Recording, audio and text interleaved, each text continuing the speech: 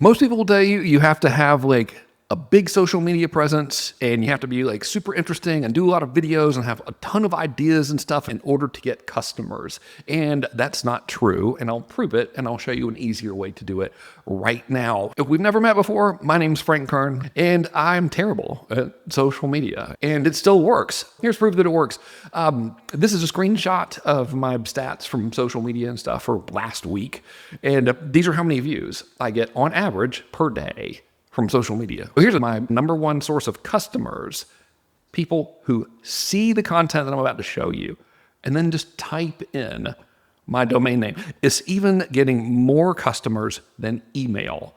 And I hate social media and I'm bad at it. So if you're bad at it and you don't like it, hopefully this will be helpful to you. And if you do like it and you're good at it, then this should really be helpful to you. And this is the crazy part. It's not what you think it's going to be. So here is all of my organic content on Facebook.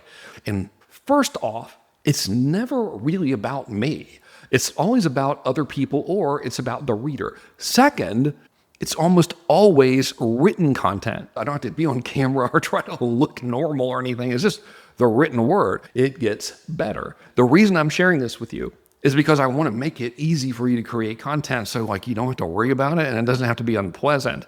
Because prior to me figuring this out, I never posted on social media because it's a pain and it's not fun. And like, you put all this effort into it and nobody pays attention. So how do you turn what I just shared with you into something that you can actually use tomorrow? All right, I'll walk you through it. One of my favorite ways that clearly works really well is to tell stories about other people that have done the same thing that you're trying to help your market do. And then take that story and incorporate some sort of useful, helpful stuff in it. But what if you don't have any stories? That's why we've got AI, but not the lame AI methods that we think about. So check this out. You can use AI to help you find cool stories and then turn them into content that actually helps people and that people like.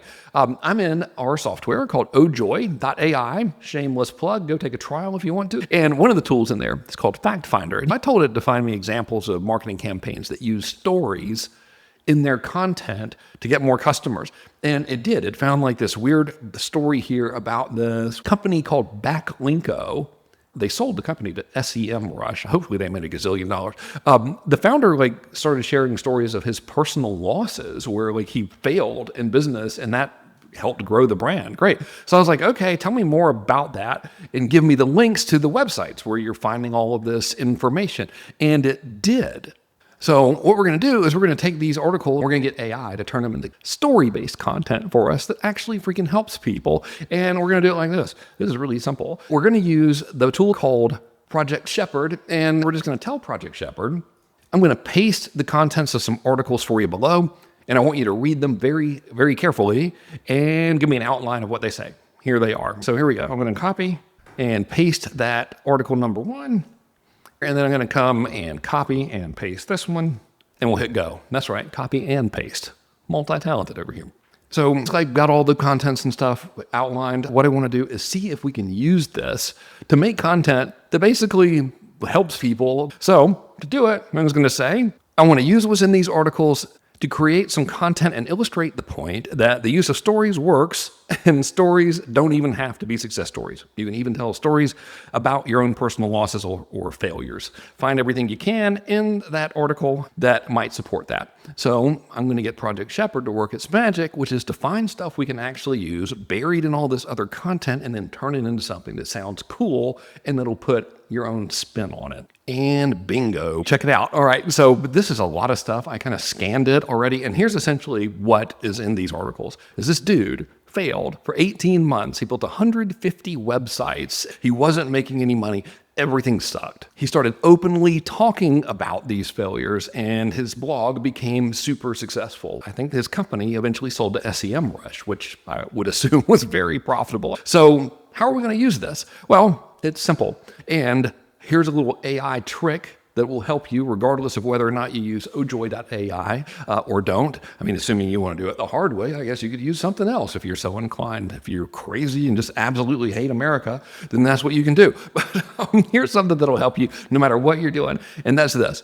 when you're writing stuff with AI, get it to write like a rough draft first, just to kind of cover the bases and then make it sound cool. All right. So here's how we're going to do that and save like a ton of time and make some cool content. I'm going to tell Ojoy, I'm basically saying, hey, take what you learned in this article and start the post by just kind of like saying, hey, there was this dude that like did this stuff and it was kind of crazy, but everything ended up cool. And then I want you to help me make the point that telling stories in your marketing is effective. Number 2, transparency in marketing works. Number 3, the content is really never about you. It's more about the audience and how they can get what they want. Then I asked it to include some of the research that it discovered in the articles. So I'll hit go on that, and it might ask me some clarifying questions first, but we just want to read this, make sure it's got the actual like right information in there. And it actually is pretty strong as is, but I want to make it stronger. And what I want to do is find out how much